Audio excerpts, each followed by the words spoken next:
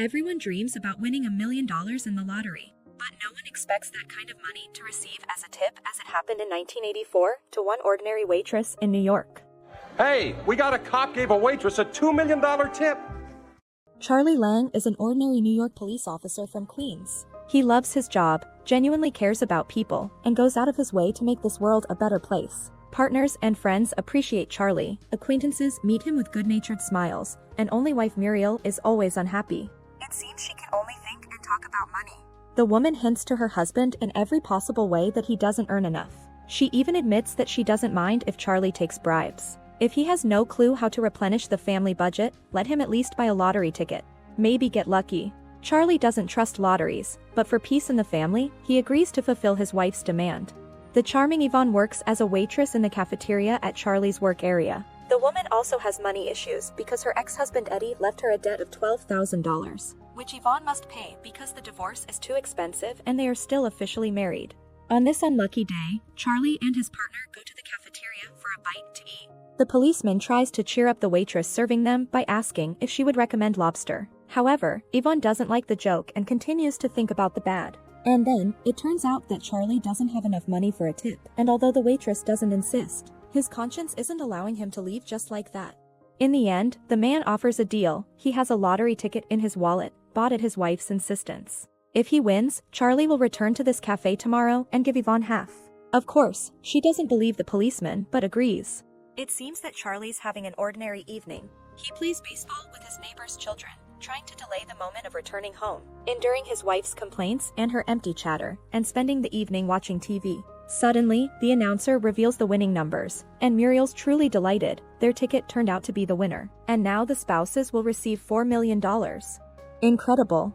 Charlie is also initially happy until he remembers his promise, and realizes he has to give $2 million to a woman he barely knows. It would seem, what is the problem? He didn't sign any papers, didn't swear on oath, and the man is not even obliged to inform Yvonne about the win. That's precisely what Muriel and his colleague Bo argue, but honest Charlie just can't bring himself to lie. Still not deciding what to do, the policeman goes to a cafe. Yvonne greets the man with a smile. Yesterday she had a difficult day, and therefore she allowed herself to be rude to Charlie, but she's thrilled that she can apologize for her behavior. Watching the waitress for some time, Charlie realizes that she's a good and charming person. Yvonne cares about customers' problems with sincere concern. She can let go of the sly one who said that he forgot the money in the car and then be deceived. Without revealing the winnings, Charlie offers Yvonne a choice: take the double tip or half of what he gets on the lottery ticket. The woman laughs and chooses the second option. Nothing to do, Charlie reveals the whole truth to her. At first, Yvonne doesn't believe him, and who would think that a stranger can give you $2 million? But Charlie is persistent, and in the end, Yvonne has to realize that this is not a joke. She begins to circle the cafe, expressing her joy with childish spontaneity, and Charlie, watching this with a smile, realizes that he has made the right choice. Everything is going great.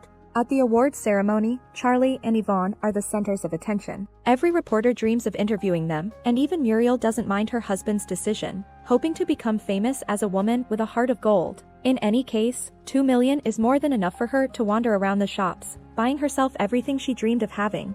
But Charlie's sudden wealth didn't affect him in any way. He continues to do his job as a policeman and gets injured by a bandit, stopping a store robbery.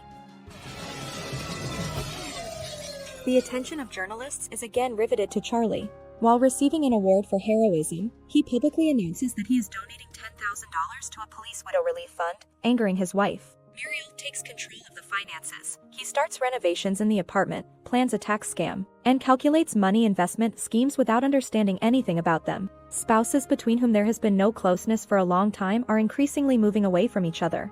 Sometimes Charlie walks past a cafe that Yvonne bought with her share of the winnings, but didn't dare to go inside, although he wants to. However, it seems that fate intends to bring this couple together again. When the lottery organizers arrange a meeting on the ship for all the winners, it turns out that Muriel sails along with the others to celebrate, while Charlie and Yvonne remain on the shore. The couple goes to a restaurant to avoid wasting the evening. They talk warmly about news and stories from their lives. Yvonne reveals that she has a table at her cafe where food is free, and Charlie shares his doubts about marriage, confessing that things aren't going well between him and Muriel. The evening ends with a leisurely dance emphasizing how Charlie and Yvonne are good in each other's company. No, there are still no tender feelings between them. In any case, both are sure of the innocence of communication, but neither had intimacy in marriage. Yvonne and Charlie agree to meet again to go rollerblading. And although the policeman falls into the lake, the mood remains excellent, so on the way back, the couple pays for everyone who wants to ride the subway. Both generous, they are not afraid to spend their winnings to bring good to people. A few days later, Yvonne, along with Charlie and Beau, organize a baseball game for the kids from Queens and enjoy it themselves. The closeness between Charlie and Yvonne is growing stronger, random touches are felt as a current running through the body, and glances intersect more often. However, both continue to believe that this doesn't mean anything, there is simple sympathy between them.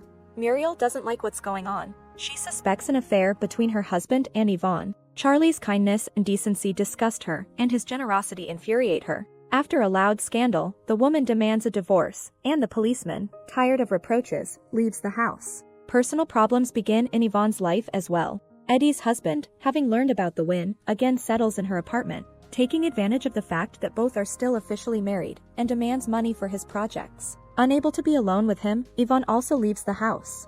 Without agreeing, Yvonne and Charlie decide to spend the night at the Plaza Hotel and collide at the counter.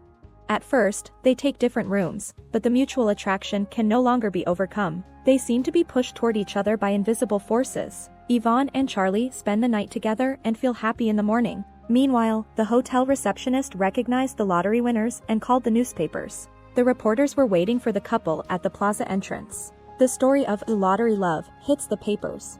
This case is an excellent stroke of luck for Muriel, who has filed for divorce. At a lawyer's meeting, a woman who has managed to change her wardrobe and make herself a new breast demands that the ticket, and therefore the entire winnings, belong to her, and Charlie agrees. He wants to end it all as soon as possible. But it's not enough for Muriel.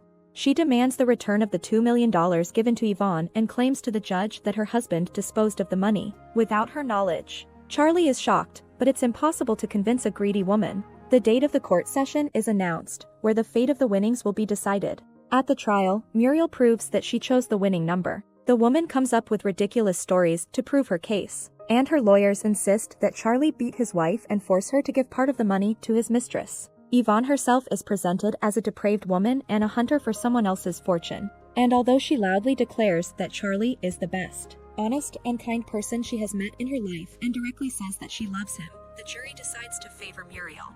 A humiliated Yvonne runs away from the courthouse and wanders the streets of New York, and Charlie, who can't stop her, is sad in the house of Beau's partner. But Charlie can't live without her, so he goes to a cafe one night. The institution is ruined after the payment of $2 million. A sobbing Yvonne is sitting at one of the tables. The woman asks Charlie to leave because all his problems started because of her. Yvonne broke the life of her beloved man, didn't let him enjoy the win, and ruined his reputation.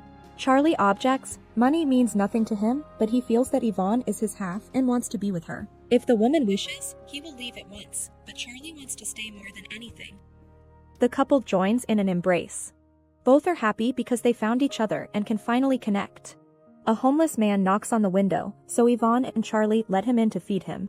While the tramp is eating, they talk about their plans to leave the city, where they have become a laughingstock, to lead a quiet life as a waitress and a policeman. Neither Yvonne nor Charlie notice that the tramp takes a camera and secretly takes pictures of them. It turns out that this is the famous photojournalist Angel Dupree, who was imbued with the story of two generous people. The next day, the New York Post published his article with photos of an embracing couple and their real story. In the end, the author invites all concerned New Yorkers to send money to the address of Yvonne Cafe. Charlie and Yvonne are determined to move, but they want to visit a place that has become dear to them. Entering the cafe, they find envelopes with support and small amounts. They collected $600,000 in less than 3 days. That's enough to save the restaurant and lead a quiet, honest life in New York. Charlie works as a police officer again, and Yvonne takes care of her cafe. She finally got rid of her husband, who had to forget about $2 million and work as an ordinary taxi driver. Muriel also had a hard time. Her new husband withdrew all the money from the account to the last cent and disappeared from the country, and the woman again became a manicurist. At the film's end, happy Charlie and Yvonne take to the skies in a hot air balloon and pour thousands of pink paper hearts over the city. Now they know for sure that miracles sometimes really happen.